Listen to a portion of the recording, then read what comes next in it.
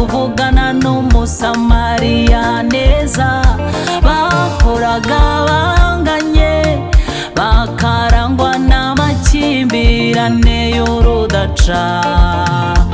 Uwo wari umwanya udasanzwe mu mibereho y'urya mugore, maze biba akarusho ubwo yamenyaga yuko adahuye n'umuyuda usanzwe, ahubwo ahuye na Mesiya.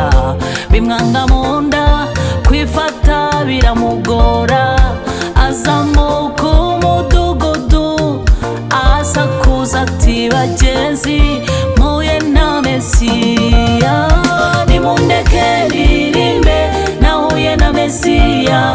Kandi guhura n'uwo Mesiya si bisanzwe, uwahuye nawe ahinduka mushya.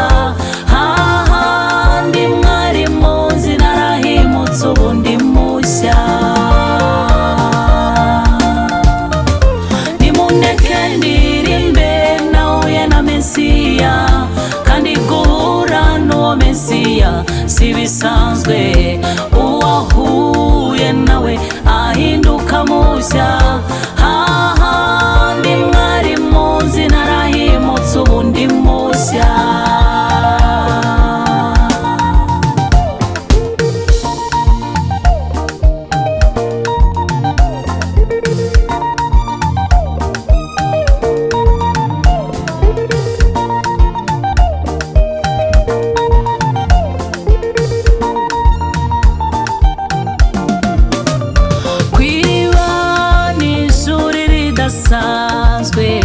Aho mwigisha mwiza Yesu aduhera isomo ridasanzwe mu mibanire ikwiye kuturanga.